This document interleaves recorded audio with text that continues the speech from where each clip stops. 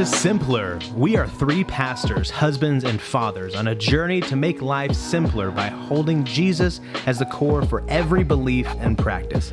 This journey has shaped us to be more like Christ, freed us from the shame of failure, and encouraged us to a deeper love of our Lord and God. We invite you to join us in the discussions that have shaped and continue to shape our lives. I'll tell you what I almost got. I almost spent some money to get a new knife block. Like, I've had the same knives since we got married, for 17 years. But there's a little part of me that's like, okay, so we've lost one. They Cutco? No. Oh. But I'm like, but they still cut. You know, like it cuts everything I need them to cut. It's a little rusty, but it still cuts. Yeah. So I sold Cutco for 2 weeks back in the day. Did you make some money? I didn't. I'm not a salesman, but the kit, you get the kit, and a friend of mine fronted me the money to get the kit. So I was practicing, and we had some friends of mine from church. These two girls lived in the apartment kind of beside ours, and so I went over. I was like, "Can I practice my spiel on you?" And she was like, "Sure." So one of the things is you take your Cutco knife and show how sharp it is, and you cut it through a can, and then you cut a loaf of bread or something, right? And so I cut through the can, and it's so stinking sharp, man. They were so sharp. It cut through the can faster than I was expecting, and then straight through my thumb that was on the other side of it. I start bleeding all over her table, and I'm like, so sharp, you won't even feel it when it slices your thumb open, and I'm dripping all over the table. And she's like, oh my gosh. And I'm like, yeah, do you have something for this?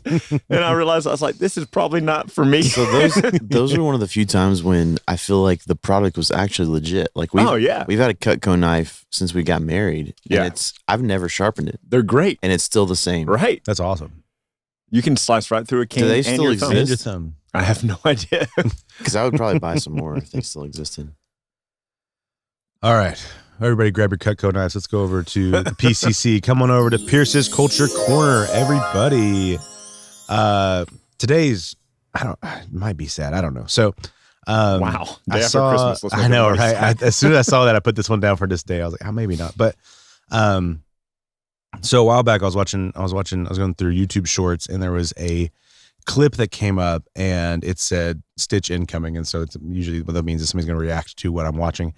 And it's a man walking through Target, and his wife or his girlfriend, somebody's recording him and telling him kind of what to do. And she goes, well, what's the baby doing? And he's holding a very obviously newborn baby. Like, this baby is not maybe a week or two old, maybe days old, very small. And holds the baby like by the head and the neck, and then holds it up like this.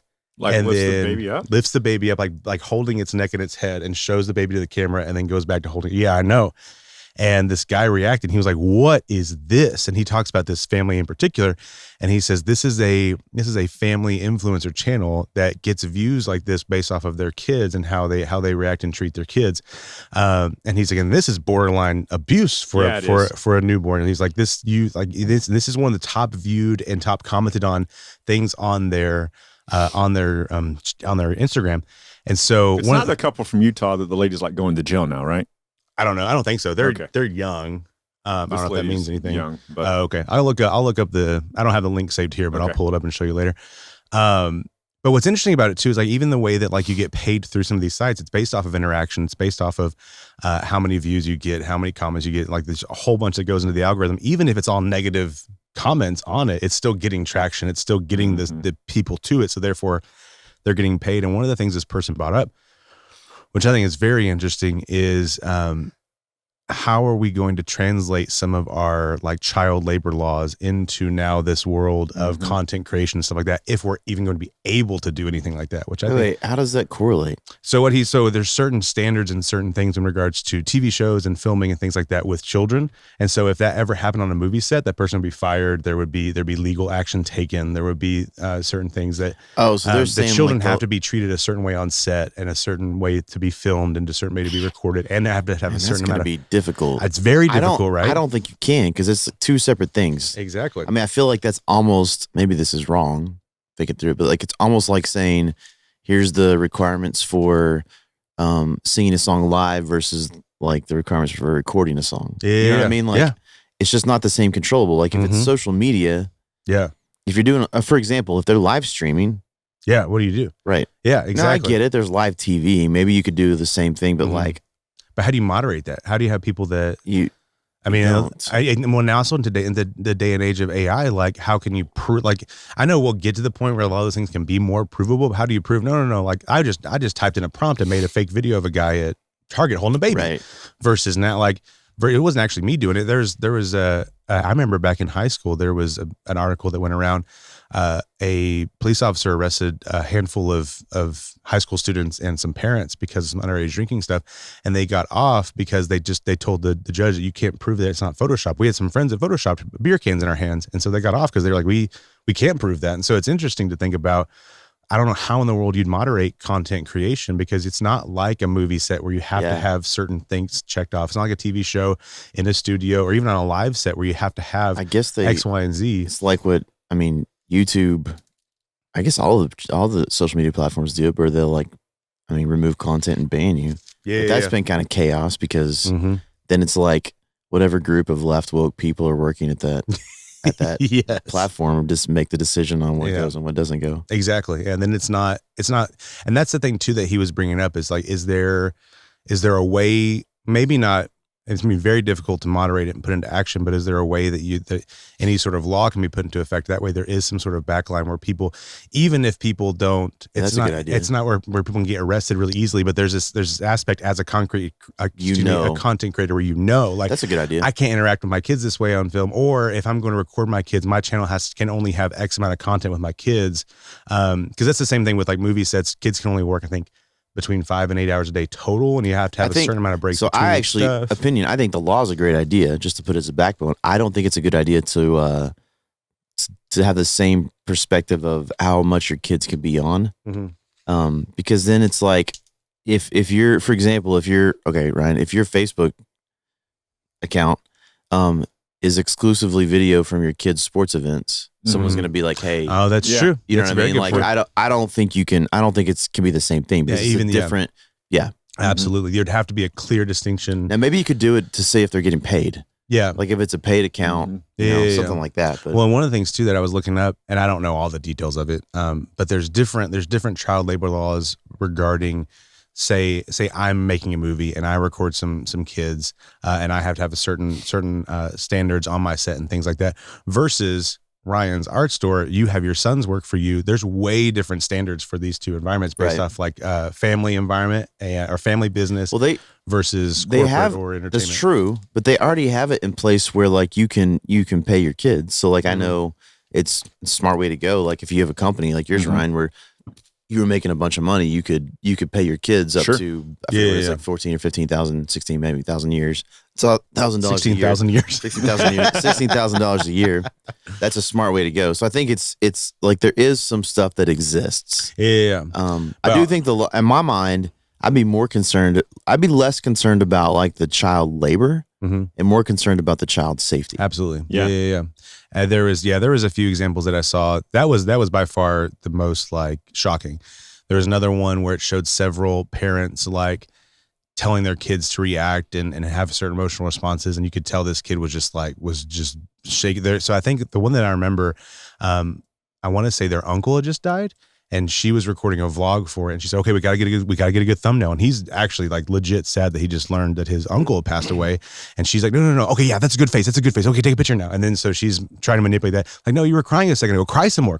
We need to get a good one. Okay, I'll cry too." I'm telling you, these kids one day, like we talked about this before, these kids one day are going to sue their parents for all the money they made off of them as kids. You know, which if there's no legal action taken now or anything, or no legal things put into effect now, then that would free them up to do more stuff like that for the future. So maybe that's I think there's better financially, but not better emotionally. There's too many nuances with the labor side of it. I mean, you could have a kid right now who could, I guess it'd be under their parents' name, but who could have an underage kid who could have a streaming channel where they're making money. Yeah. Right? So like, what was that?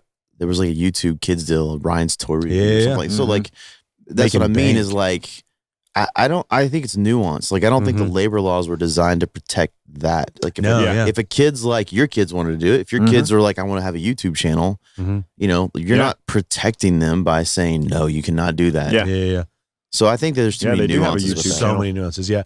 That's what that's what made it an interesting conversation for me, because it seems like in some regards something should be done, but then there's so many regards. It's like, yeah, but I want people to have the freedom to create, or the freedom to make a business if they want to. Like, imagine Ryan's toys. That guy's set for life. Like, he can morph kind of as he grows up. He can morph how he entertains. I don't know their family dynamics, but let's say it's a good home. It's a good environment where their money's going towards the family, but they're setting stuff aside for him.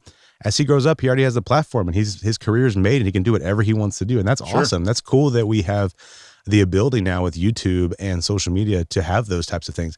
But it also sucks that there's crappy parents out there that are manipulating their kids. And the family that I saw recently, I don't know if the trial is done yet. I know she's been arrested, but mom, like 5 kids, 6 kids, something like that. And she did a lot of, mommy homemaker kind of mommy post or whatever, and her tough parenting. And so like one of the things that she did was her oldest son, she has him sitting down with her in one clip, and she goes, do you want to tell people about how you lost your bed privilege for 6 months because you didn't clean your room?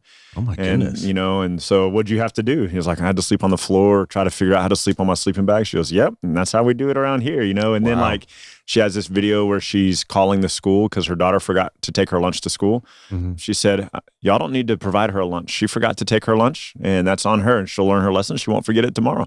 Wow. And like all these different things. And eventually one of the kids went next door and complained to the neighbor, and they had duct tape on their wrist still, and they were in the closet for 3 days being punished because of something. And so, golly. But what's crazy is apparently this had been going on for like 3 or 4 years. Her YouTube channel had blown up. People were watching it. And even her sister knew what was going on, and no one was telling anybody. Wow. And so finally it got brought to the authorities because the kid went next door to the neighbor. And yeah, but it's just crazy. Yeah. So there's extreme cases like that, obviously, and there's good cases. So it's something that before this video I hadn't thought of. And it's interesting to think. I mean, I see videos. I mean, obviously, I see something like that, and you're shocked, you're mind blown. I see something like the emotional manipulation, and I think like, gosh, that sucks so bad. This kid's going through this, but I haven't thought about like a holistic. What does that look like? Because YouTube has taken some action in regards to kids' entertainment and some stuff, but I don't know how much. Anyway, we can talk about that for a lot. I wanted to bring it into the conversation to something that I'm thinking about. But I'm not going to think about it because you're trying to figure out what to do with your daughters. Exactly. I want to make some money off my kids, and how can I do that in an ethical way? We're not going to be talking about that, though, Ryan. What are we talking about today? Hey, we are going to talk today about Jesus. We're going to talk about the significance of his coming, the fact that he was born, that we have inherited life through him, that he came to identify with humankind, to redeem them from sin, and just think about the significance of Christ's coming. But Ryan, isn't Jesus the reason for the season? Yes, Pierce. Yeah. Sounds like that's what you just told me. Well, actually, Pierce, yes. So good. Yeah. You did it. I did it. And last one of the year. All right. Very go. Very go, Pierce. There you go. That's what I meant to say. There you go. It just took 3.5 years. Did it. Well, actually, we'll see what happens in the new year, Yeah. I have a feeling next week you'll be stupid again. All right. So yeah, a couple of things. This idea of Jesus coming in the flesh, this idea of Jesus having to be born. One of the things that's really cool to me, probably one of my favorite things, well, it has been on a list of one of my favorite things, is like when you think about the Old Testament imagery of the glory of God and how amazing it is. And you think about like Mount Sinai in Exodus being covered in smoke and fire, and the whole mountain is shaking and trembling, and the voice of God resounds from the mountain like a trumpet. And there's another place in the scripture that describes his voice like mighty rushing waterfalls, or an army raising its cry in battle. You have in Ezekiel, you have the picture of the image of the glory of God, where Ezekiel describes him seated on his throne, and from the waist up, he's like glowing metal, and from his waist down, he's like fire, and he's surrounded by angels, and there's, again, the sound of trumpets, I think, there. And then you see Isaiah sees him in Isaiah 6, and the train of his robe fills the entire temple, and the seraphim are flying around him nonstop, crying, holy, holy, holy is the Lord God Almighty. And all of these little glimpses, even things as simple as like the burning bush, where Moses in Exodus meets with God, and he says, Take your sandals off your feet. The place you're standing is holy ground. Or the pillar of fire by night and the pillar of cloud by day that led the Israelites through the wilderness. All these images of the glory of God. In fact, even one of the things that he says in Exodus 16 is he says, tomorrow I will cause my glory to be shown before you. And then the next day is when manna comes, like he provides manna. Yeah. So there's a picture of the glory of God even in the manna. And so there's these really cool things like that. And then we get to Jesus, and I think it's tempting for us as humans to be, that's not good. Hey, take a pause. I'll put a record scratch in there and then not delete it for a few weeks. And it's fixed. Hey, we're back. All right. So I was saying that one of the things that's interesting to me is that we as people tend to be more impressed by the mountain that's covered in smoke and trembling and the sound of trumpets and the fire, the pillar of fire by day or at night and the pillar of cloud by day. We're more impressed by those things. And yet the Bible tells us in Hebrews 1 that Jesus is the fullness of God's glory and the exact imprint of his nature. And so there is something about all those Old Testament images that fail in conveying the fullness of God's glory. Yeah. And Christ is the fullness of God's glory. And so it's one of these things that I've said this before in a kind of a different vein, but we tend to be more impressed with somebody being healed of cancer than we do of our own salvation. And our own salvation is infinitely more significant than being healed of cancer. You can be healed of cancer and still die and go to hell. Right. And yet salvation is a soul change, like it's a new identity in Christ. And so we look at these Old Testament images, and what's discouraging, I think, to me is that sometimes people will say, man, God doesn't show up in the New Testament like he did in the Old Testament. And it's like, no. He doesn't, because he showed up better. Like Jesus is better than those Old Testament things. And so the thing that's so cool about that too, and we see this in the Old Testament, is that, so for example, Moses had to take his sandals off of his feet. He was on holy ground. In Exodus, they couldn't get too close to the mountain. Only a few people were allowed to go up to the mountain. Even in the tabernacle and later the temple, only the high priest was allowed to go into the Holy of Holies, and then only under certain conditions. And now because of Christ, we can, like, think about it like this. If you think about Christ compared to the Old Testament images of God, in the Old Testament, the person who was a leper wasn't allowed to come into the temple court. I mean, forget the Holy of Holies. No one was doing that, but they weren't even allowed in the temple court. And then in the New Testament, you have a leper coming up to Jesus and saying to him, like, hey, have mercy on me. And he says, go your way. You're healed. And he's cured. You're the woman with the issue of blood who comes up to Jesus and says, if I only touch his garment, I'll be healed. And the issue of blood, she would have been ceremonially unclean. She wasn't allowed near the things that represented the image of God or the closeness of God. Yeah. And now here, because of Christ, people are physically in the space of the fullness of God's glory. And they're like presumably John in the book of John is leaning against Jesus's chest as they're laying around taking the Lord's Supper together. Like there's a proximity, Yeah. The crowds are pressing in on him and touching him, and they're part. I don't know. It's amazing to me that we think so small of that. Like I think we need to change our mind and think bigger about the things of Jesus. Like that, take however cool you think it might be to be standing. I know here in West Texas, we don't have mountains, and I'm a mountain person. I love the mountains, and in part because technically we do in Southwest Texas. Yeah. Not around here, not around our home. No. Yeah.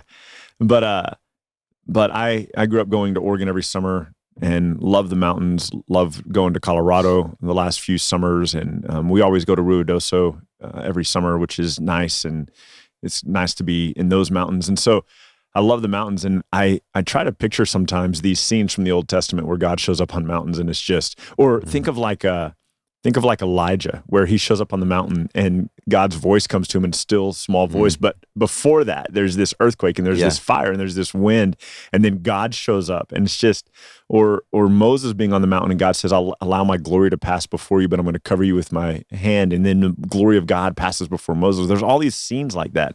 And we go, man, that would be so cool. And that's a glimpse, like a little tiny peek at the glory of God. And Jesus is the fullness of God's glory. He's the fullness. He's God himself. Like everything else was just don't know, a manifestation, a reflection of the glory of God. Jesus is God. Jesus is the fullness of God's glory. And I think sometimes we lose the weight of that when we like, I know. Why do you think that is? I think we are, I don't know. I think we have a difficult time finding glory in what we consider mundane. We've all shaken the hand of a man. Like the idea of Jesus as a man feels very ordinary to us. Yeah, it is. But I think there's a richness to that. Like you're basically saying that we're only focusing on the human aspect of Jesus and missing the God aspect. Yeah, of the Jesus. deity of it. Yeah, the bigness of it. And so that's probably why I think around this time of year, Jesus is this cute little thing that we have, like in manger scenes and little baby Jesus all around the house and pictures. So like I think that's it. It's his perspective. So our correlation is, well, I've seen babies or I've had babies, and so this is the correlation. And missing that this is the glory of God that has come down. Yeah.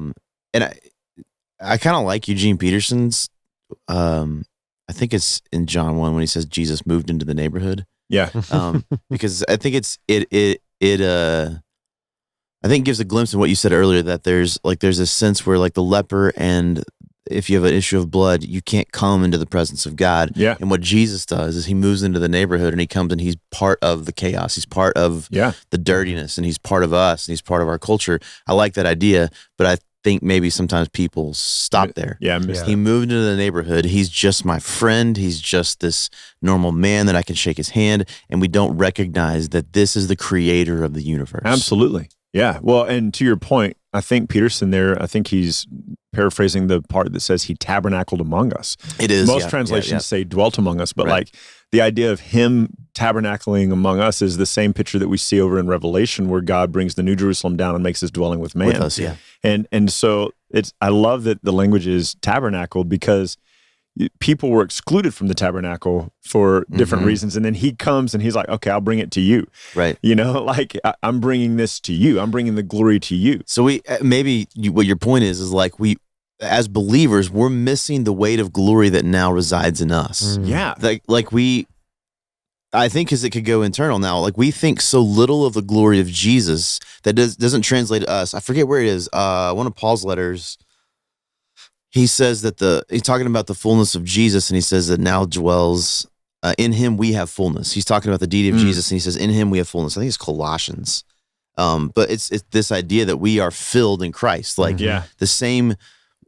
I don't think we are the glory of God, but I think we carry in us the glory of Jesus by the Spirit. I think that there's a sense where we are our new selves. We are the reflection, if you will, of that beauty, splendor, majesty. Yeah. I'm hesitating to say the word glory because I'm trying to think of a correlation there that would, I don't think we're the glory of God. We're not, but I do think there's some aspect where we're like carrying some.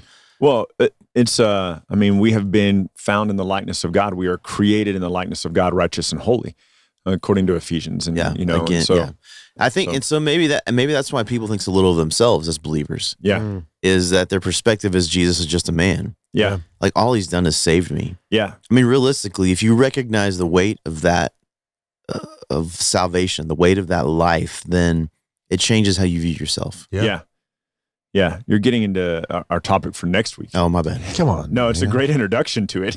There you go. But it's this idea. I think it's part of the reason that so many denominations are more focused on the gifts of the Spirit, like the supernatural, or what we would typically call supernatural gifts. They're technically all supernatural gifts, but anyway, like the gifts of healing, the gift of tongues, those sorts of things. I think that people tend to focus more on those than they do the fact that they've been saved. Like the bigger blessing isn't that you can speak in tongues. The bigger blessing is that you have now been called a child of God. Yeah. And we miss that. That's what Paul says, these things will cease. Yeah. Yeah.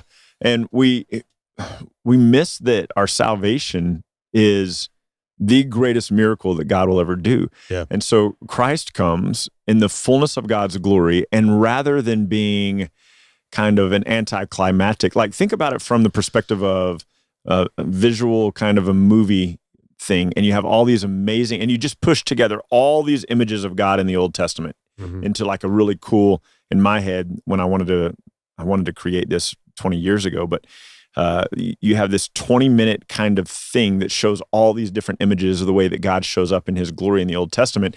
And then you culminate that with a baby in a manger. It feels anticlimactic, and it only feels anticlimactic because we don't understand the significance of it. Yeah. If we rightly understand the significance of it, like I know that Talladega Nights, and they're like praying to sweet baby Jesus or whatever, dear baby Jesus. One of the things that irks me the most is like when Christians will do that, and they'll be like, "Oh yeah, it's just sweet baby Jesus," and I'm like, man, like I wish that we didn't think so trivially of Christ. He is the fullness of God. Everything, John 1, everything that was ever created by God was created by Christ. Christ is paramount in the creation of all things. Colossians 1 says that he upholds all things by the word of his power, that he made everything. He upholds all those things. And so like we have the creator now in flesh, walking among mankind to redeem them from sin and death. And he's walking on water, and he's multiplying bread, and he's raising the dead, and he's healing the sick, and he's doing all these things, but he is the fullness of God. Like that's why the Jews missed him. Yeah, it's totally because they were thinking of the next coming of Christ. They were thinking about the second coming. Yeah, and they missed it because they're expecting the king to sit on a throne with a iron scepter to rule the nations to free them from Rome. They're similar vein to us. Like they were expecting to see a certain view of glory. Yeah, Instead of recognizing that the glory of God is also the manna. Yeah. Instead of recognizing that Jesus was the fulfillment of all those things, they just missed it. Yeah, here's the glory of God right in your face. And and I think maybe even though us as believers haven't missed it, we've put our faith in the salvation of Jesus. Agreed. I think we could miss the weight of the glory of Jesus. Yeah, and that could affect our life and how we live. It absolutely does, because when we, I know that there are doctrinal thoughts and ideas where people will say, well, it's really important that we talk about the manhood of Christ, that he's human, the humanity of Jesus, tempted in all ways as we are, yet without sin. And I do think that speaking about the humanity of Christ is important. I don't think in any way it should bow to the deity of Christ. That the deity of Christ should bow to the humanity of Christ. Like, we can't reduce who he is as God in talking about him as human. No. And I think what we tend to do is we tend to talk so much about the humanity of Christ, we reduce the deity of Christ in that moment to kind of a secondary dialogue, if a dialogue at all. Like, there are so many people that I'll talk to who, and honestly not lately, but when I was doing a lot of events, one of the things that people said all the time is, I imagine, that Jesus would, sit around with the disciples every night and fart and stuff. And well, of course he does, because he's human, and people fart and they get bloating in their intestines and stuff. But and it's like, I bet, like if he could have, he was drawing mustaches on the disciples when they were sleeping and stuff. But I don't think he was that trivial. Also, they probably all had mustaches. I don't know, but I don't think that Christ was trivial. I think that, when he says, or when the scripture says about him in John, that everything he sees, everything he does what the Father does. Everything that he says because the Father says. And like, I don't understand the point. Like, is it of the question? Is it, or the thought? Is it like, are you trying to feel better about yourself? I know. What's the aim? Like, do you fart and go, oh man, I feel better about myself because Jesus farted? Like, not specifically farting, but I remember there was a time where. So I think my experience is actually the opposite of what you guys are saying. I think that at least what I remember, the majority of my upbringing felt really focused on Christ as God. And I mean, that's not wrong. That's not bad or anything. No, but like, awesome. but like, I think it's kind of what's the opposite of what you're saying. A lot of people, experience people have. And I remember there was a picture. We were getting ready for a wedding when I was like 18 or 19. I was at my friend's wedding, and in the pastor's office, they let us use that room to get our suits on and get dressed. There was this tiny little sketch of Jesus laughing. I was like, that's weird. And I remember thinking, like, you don't see pictures of Jesus like that. Jesus is always serious. And there was an aspect for me that, like, I think I think the aspect of God becoming man became a lot more real in that moment as I just contemplated that picture of Jesus laughing. It's obviously not, I mean, I don't know what he's laughing at. Maybe he was laughing at a fart. I don't know. But but I didn't make it about that because I had the friends that would be like, yeah, I bet Jesus was making all these types of jokes. I remember thinking like, don't downgrade Jesus to your level. Like, don't do that. But the aspect of him enjoying life, of him being relational, of him emotional. Moving in the neighborhood, like being emotional, like interacting with people one-on-one right here. And so I think there's and I think that's one thing that I like. Ever since that moment, I remember like Christmas time is usually the time where I really reflect on Christ coming. I mean, his name will be Emmanuel. His name will be God with us, and so many aspects of it. There's an artist I like as well that he does a whole Advent series, and a lot of it is centered around the pregnancy of Mary. I don't know if he has Catholic roots in him. You think Mary knew? Did Mary know? But he has one where it's baby Jesus getting his diaper changed essentially, and like it's not supposed to be humorous. It's just an aspect of pointing out like Jesus was a baby, like God came down. And so I think for me, it's funny like hearing all these things because I don't think you're wrong by any means, but just my experience was so opposite that there was a point in my life where reflecting upon the humanity of Christ, not to elevate it, not to downgrade the deity, but to recognize God came down to us, to save us, to change us, to be with us, to move in the neighborhood, to meet us where we are, to become a man so that he could save man. There's a level of beauty to it that I reflect upon at this time of year. But I did have the experience of what you guys are saying of just people trying to ignore the weight. It was the word you said earlier, the weight of this is God. Yeah. And So that's, I think that, to answer your question, you said, I wonder why people do that. I think there was a point for me where I kind of had to force myself to reflect upon the humanity of God because I wasn't, because I was ignoring that aspect of it. I got you. But there was a beauty that came with acknowledging the humanity of Christ, or just the fact of Christ coming down. Well, I think I saw, I don't know, maybe I shared this with you guys, but maybe not. I saw a pastor the other day, a clip was saying that, the Bible is constantly changing, and we need to in the 21st century be able to go read it with fresh eyes and see through our lens what it means today. And like, it was just a garbage post, and it was just all about like the importance of making the Bible more relevant is kind of what the commentary was. And so like we need to come to it and see that now we can see it with different eyes, and it can mean different things, blah, blah, blah, blah. And I think that people do that. Like I think that I'm still trying to, and I'm a visual learner. I'm artistic in I see what do we, sorry, what'd you say? Thank you. Artistic. And so for me, I can't know if this is in other people's heads or not, but like for me, the visual images of the representation of the glory of God in the Old Testament have this beauty and this magnitude and this power and this grace in them. And then taking all of that and squeezing the way that I feel emotionally connected to that, like, and squeezing all of that and saying that that's not even a fraction of who Christ is. And Christ is bigger than all of that, and trying to shift my perspective that way. But what I find that people want to do is like John 11, for example, with, you mentioned laughing, so let's mention crying. John 11:35, it says Jesus wept. And the number of people who say, see how sad Jesus was about his friend's death. And you're like, no, he wasn't. Like the chapter begins with, look, Lazarus is going to die. He says, go to sleep. And then the disciples don't say it. So he plainly says he's going to die because you guys don't understand what I'm saying, but I'm going to go and wake him back up. Like Jesus knew that Lazarus was going to die. Jesus knew that he was going to wake him back up, bring him back to life. And he says in the beginning of John that all of this is for the glory of God, that God might be seen. And I think that people lose sight of that. I think that people miss the first part of John where Jesus is saying, here's the reason I'm going to let Lazarus die, so that God can be known. And then when he's weeping, he's looking at all these people.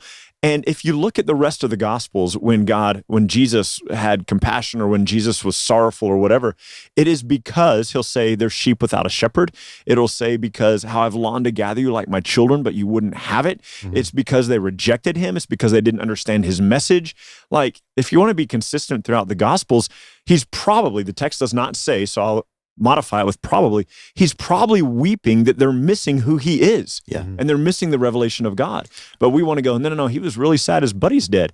He's 5 minutes from waking him up, from resurrecting him. Well, I think that's a little side note. I think that's part of it, is that he's recognizing that even though he's about to bring this dude back to life, they're going to miss the point. They totally are going to miss the point. So like he's a part of, I think it's similar maybe to what Paul says in they're going to want to kill him for raising him from the dead. In Romans, when he says, basically, I would go to hell for my people Israel. For Israel. So like it's the same, like a heart for Romans the people 9. Of Israel to put their faith in Jesus, and he's weeping over that. And you know what's funny is like I think it's a similar vein. Like I don't know how it is that we go through life without recognizing the glory of Jesus. Yeah. Like, I don't think Jesus is weeping, but I wonder if there's any kind of emotional sadness over Christians across the world now who live their life thinking so small of who he is. Maybe and in turn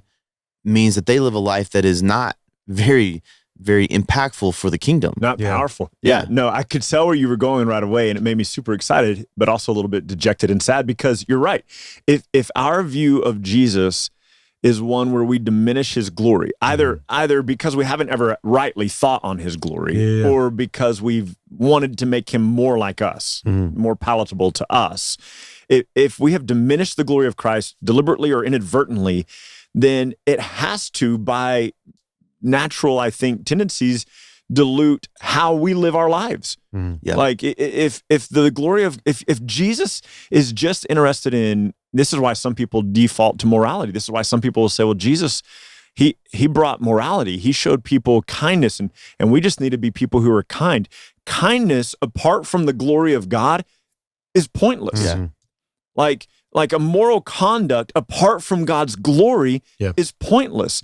Teaching people how to be decent husbands and wives to each other apart from the glory of God and is fruitless, is pointless, has no eternal value. And I think that when we reduce Jesus to this kind of moral guru and we forsake his glory, man, we're missing that. That's a good way to say it. Cosmic elegance. His glory. We're missing this cosmic eternal elegance that is God. You start to wonder if Paul thought of the glory of Jesus the way we tend to think of it, would he be stoned in a town, basically put to death, and then go right back into the town to preach? No.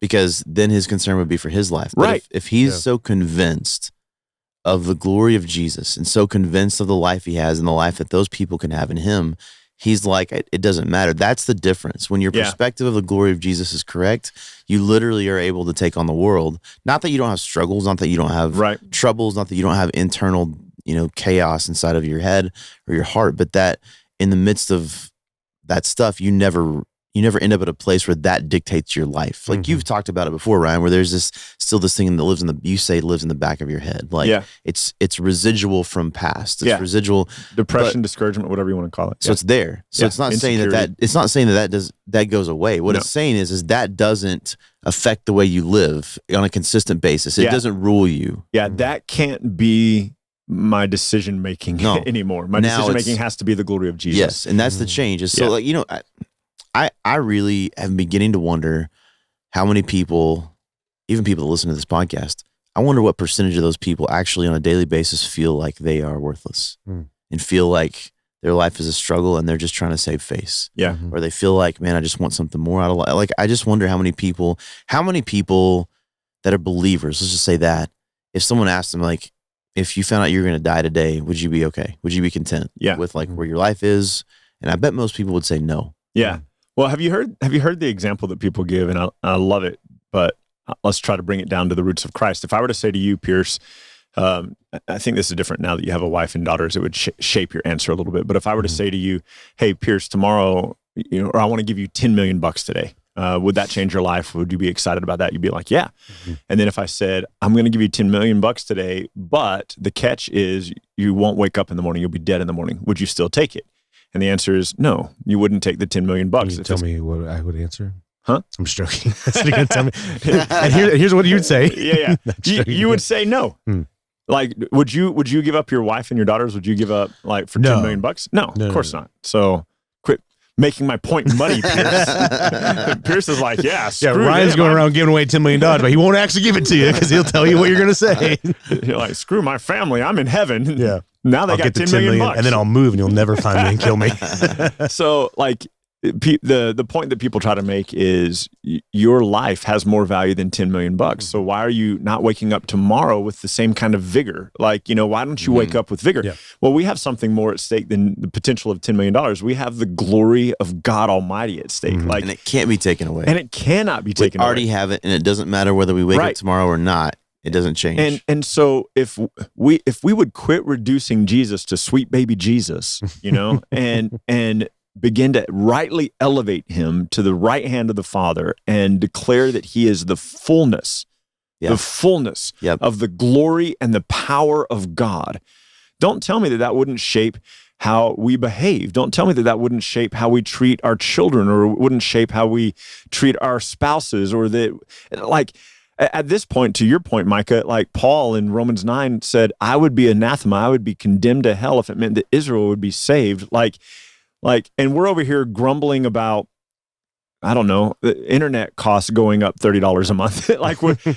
we're it's just frustrating. It is frustrating. But for some people, my point being, like, for some people, that throws their whole day off. Yeah. Like, go find a different internet company. That's fine. But like, does it throw your whole day off? Yeah. It's not like your belt loop got caught on a door handle or anything. Right. Yeah. Well, here, ready? Let's modify it. I'm going to give you $10 million, but the catch is every 30 minutes for the rest of your life, you're going to catch a belt loop on a door handle.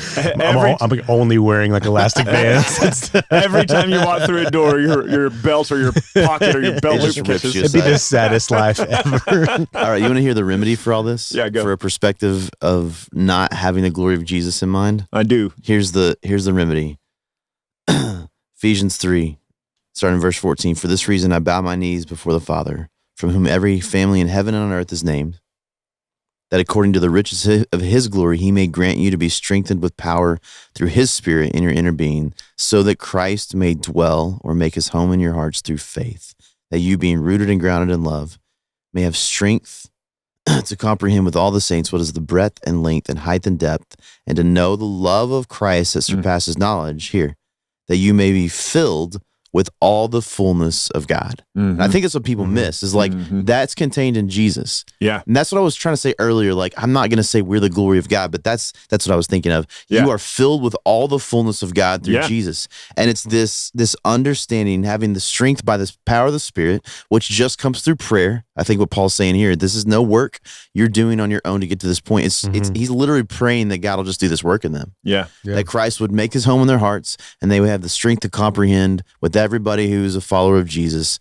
the love of Christ that surpasses knowledge. Why? So they could be filled with the fullness of God. Like that, wake up every morning with this feeling of like, I'm filled with the fullness of God. Like there's the remedy, because you can't be at that place. And I love that he says this, until you understand. Right. The strength to comprehend with all the saints, the breadth and length and height and depth, and to know the love of Christ that surpasses knowledge. That's where it begins. I think when we downplay the glory of Jesus, when we downplay, according to Paul here, the love of God through Jesus, the love of Jesus, we will not be filled with the fullness of God. I think that there's this sense of like being able to comprehend the greatness of the love of God through Jesus. Yeah. That he makes his home in our heart, that allows us to get up in the morning and go, whoa. Yeah. Like, no matter $30 bill extra, I'll fix it. But that doesn't change anything about who I am. Yeah. Doesn't change anything about my day. Just to be transparent, I think this is still a struggle in me. Well, I think this is something I've been dealing with for the last few months. Like, just honestly, this has been one of the weirdest financial years since 2020. Yeah. 2020 was kind of an anomaly, but like, dude, I keep losing events like crazy. I've told you guys about, and like, a chunk of my income is that stuff. And so like, how do I move forward? Ryan and you and I have had lots of conversations about this. Like, I don't think it means that I just like sit in my room and I'm like, okay, God's going to provide. I'm still going to work and do stuff to make it happen. But there's still this question mark of like, where is my heart? Is my heart resting in who I am in Christ, or is my heart resting in my circumstances? It doesn't mean I don't try to deal with what I need to do in my circumstances. Even in your work, you recognize that God is the provider. It's Him. Yeah. Because you're right. But the feeling, I think, I was in a funk for a long time. I was telling Cammie the other day on the way back from Houston, I was like, I finally feel like I'm out of that funk. Yeah. I wish I could say like I knew here was the reason I was in the funk and here's what brought me out of the funk. I don't know. Maybe it was just that process. Maybe it was just circumstances. But like literally driving home from Houston when we took Hayes to do a sleep study, all of a sudden that feeling returned where I was like, I'm ready to take on the world. Yeah. For a few months I was like, I'm not interested. And now I'm like, bring it on, world, let's go. And I don't know, you know what I think it is like maybe subtle reminders of who I am in Christ. Well, I think I think for me, this conversation, because I have had this thought in my head and this conversation in my head for 2 decades at least, like think on the glory of God, think on the magnitude of Jesus, think on the beauty of Christ. The problem is that I sometimes get complacent or get comfortable and think I'm doing a good job in that. And here's where I'm at, is God is infinite in His glory. God is infinite in His power and in His beauty. So to whatever degree I understand His glory and His beauty right now, in terms of infinite, I haven't scratched the surface.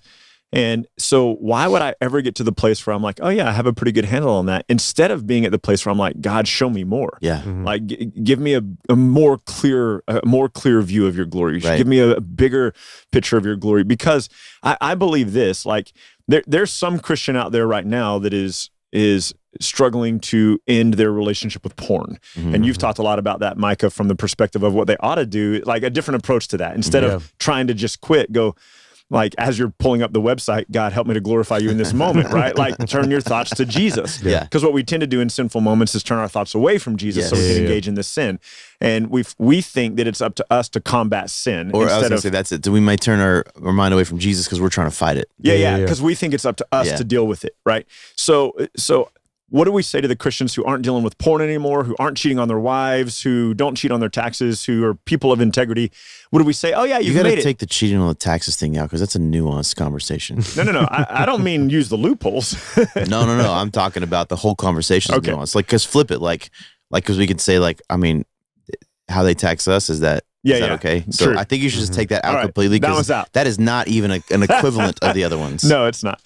So the point being, though, that for all intents and purposes, someone who looks like they're doing everything right for God, we wouldn't say to them, well, you made it, there's nothing else to learn. We would say that they're like, I think that even the yearnings of our heart, like even the little things that we crave and desire, should be brought into submission to the glory of God. Here's what you're saying. There's a lot of dudes whose entire goal right now, at this point in their life, is to stop watching porn. Yes. That is too small of a goal, is what you're saying. Because if that's, I mean, if that's the end game, it's not a benefit to you at all. It's dishonoring Jesus to watch porn. But if your goal is to be at a place where you feel like you're clean because you're not watching porn, you will never feel clean, because that's not the right goal. The right goal is to go, you know what? I've got this issue I'm dealing with that not you're dealing with, but like it's happening, that I'm engaging. I'm engaging in something that's dishonoring Jesus, but I'm going to shift my heart and say, I want to wake up every day feeling like I've been filled with the fullness of God. I want to live my life for His glory, and then watch how God begins to like remove those things from you. Not that it's like you wake up one morning and you're done. But the reason you feel unclean is not because someone's going to hate this. You don't feel unclean because you're watching porn. Wow. You don't feel unclean because you're watching corn.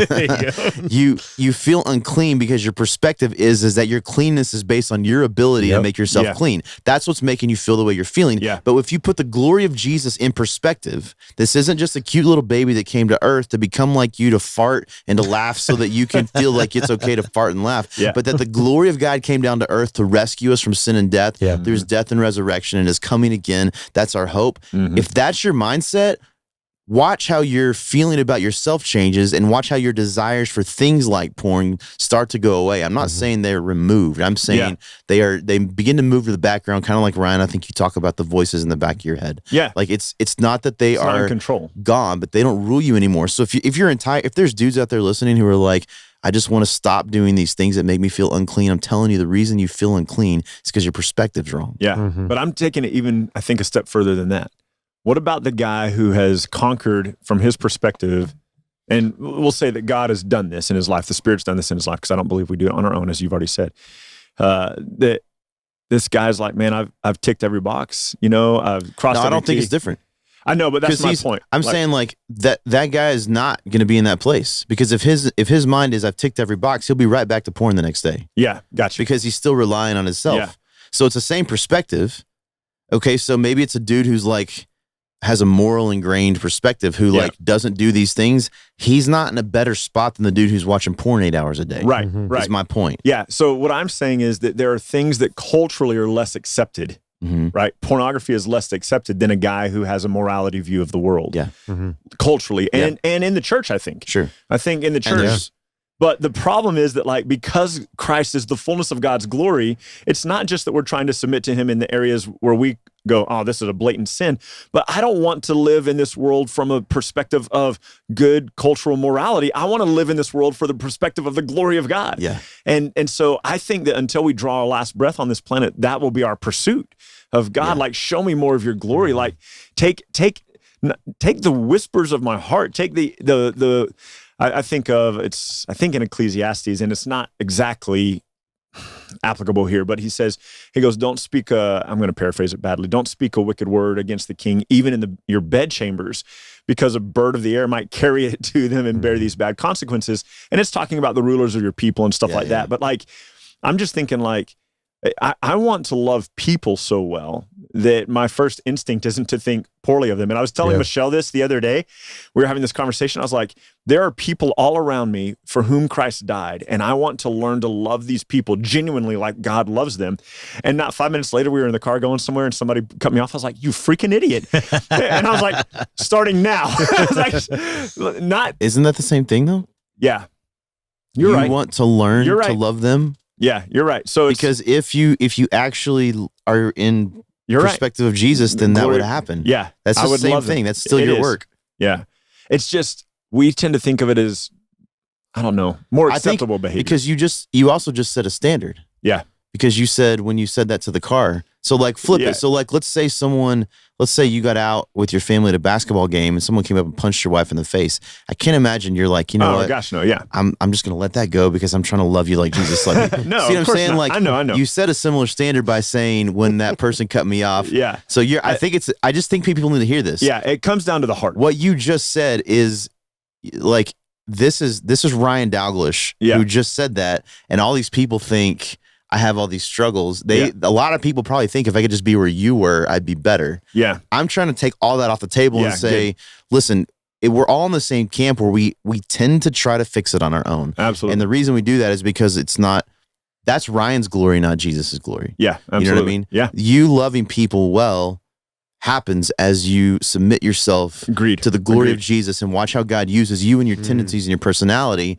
to reach those people. Because I mean, let's be honest. If someone just viewed us three from the outside looking in that didn't know us very well, they would say, I think sometimes Ryan and Pierce are really loving to people, and I think sometimes Micah is just a flat a-hole to people. You know what I mean? And they might flip it. It's not a bubble butt. It's not in very good shape. And they might flip it. You know what I'm saying? Pancake a-hole. Yeah. So I think that if our mindset is I want to be viewed in a certain way, then we're missing it. Like I think there's probably people. That's a great point. I think there's people about how we want to be viewed. No, I think there's probably people who come to our church who are like, man, this is an amazing church that I love being part of. And there's probably people who've come to our church who's like, man, I don't like those guys very much. Yeah. So if our goal is to like have a certain perspective people view us through, it's not a good goal. That's what I'm saying. It's all in the same boat. Yeah. It's all our own work. It's all us trying to achieve things on our own instead of saying, I want to recognize the glory of Jesus and let that be the thing that my mind dwells on and rests on, and then watch how God influences the rest of my life. I mean, because from that perspective, being realistic, from that perspective of being like Jesus, serving for the glory of God, there is a time to flip the tables, and there is a time to call people serpents and say you belong to the devil. Yeah. And there is a time to call people false teachers and hypocrites. Right. Like that, there's a place for that. And what we don't want to do is build a moral code, reduce it to a moral code where we say, well, you can't call people the devil. You can't, but like you can. I think most of the time what we do is we flip tables for our own glory rather than God's glory.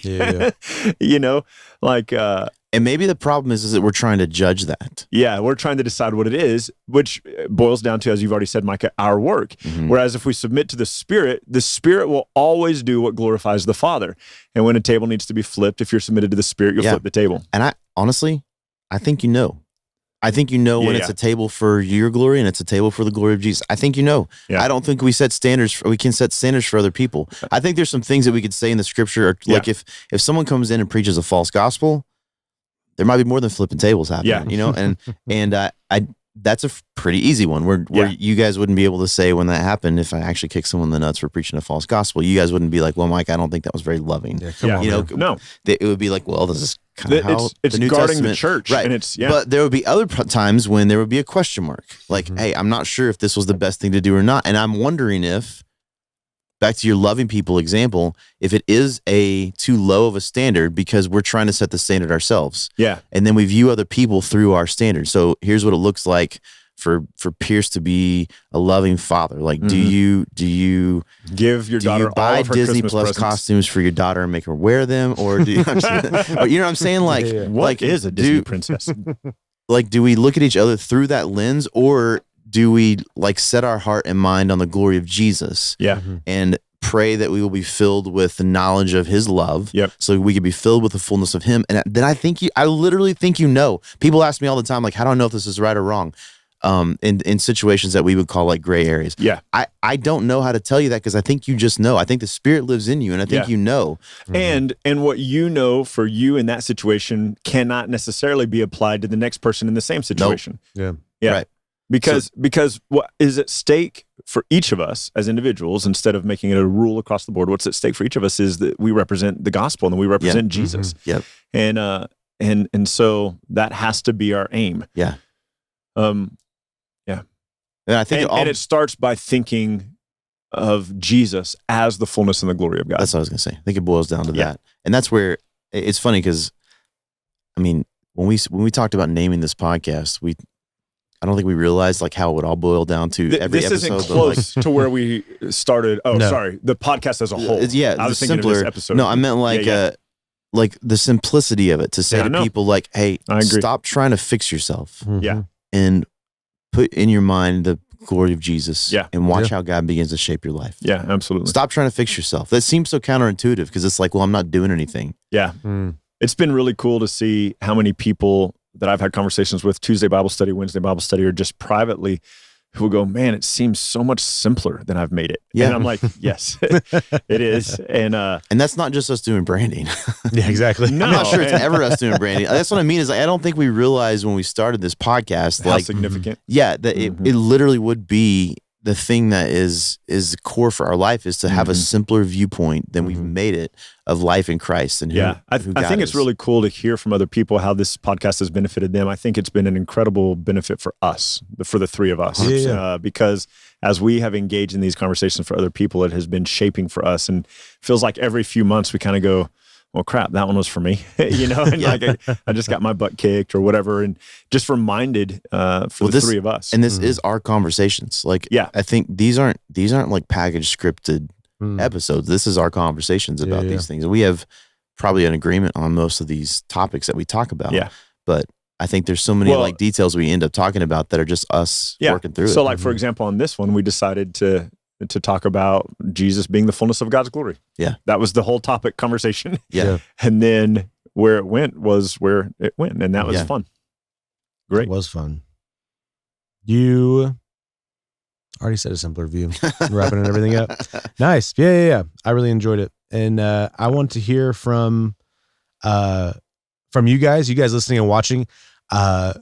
Where do you think are some areas? So like just even talking with Ryan a second ago, like realizing like, oh crud, that is me trying to be in the forefront of this situation, where maybe because of societal norms of certain things are worse or different in regards to confront on our own versus other situations, like for the two examples we use, porn versus like road rage or or things like that, right? So is there an example in your life where either through this podcast or just through personal conviction, like through God pointing it out in your life, man, I need to submit this to God. I just need to submit to the Spirit. I don't need to make it so much about my actions, because I think that the more that we can stir up these types of conversations, I think that the more that it helps shape our brothers and sisters' perspective towards leaning into Christ. Because I think that there's plenty of situations where we think, I'm just doing what I'm supposed to do, and then when we have a conversation like this, you realize, oh, I might be hindering what the Spirit might be doing in my life, or I might not be submitting fully in that situation. So all that to say, I encourage you guys to be a part of the Simpler community, comment on episodes, send us messages, interact with one another, share episodes with your friends, because we can grow together. Just like we've emphasized here between the three of us and the conversations that we have, we're growing and we're learning, all for the sake of the glory of Christ, all for the sake of realizing that our lives are simply in His hands, and how beautiful that is. And so we long to encourage you guys to receive that same encouragement, to receive that same growth through the communities you're a part of, as well as here at the Simpler community. Hey, we're recording at the Garden Audio as always. Steven got us hooked up with a new light setup, so this episode is a little bit is nicer visually. If you don't watch the videos, go check them out on YouTube, check them out on Spotify, go see what's going on. Go find Steven and his wife are on social media at 87 Realty Group. They are a realty team. And so you won't be able to find the Garden Audio on social media, but you'll be able to find him through at 87 Realty Group. So go check him out. Go send him a message. Say hello. Say thank you. And if you're interested in real estate and stuff going on in the San Angelo area, or just real estate tips in general, check him out. And hey, we're beginning a new year. We're going into 2024, and Micah is raising money for disc golf events that you'll be doing throughout the next year.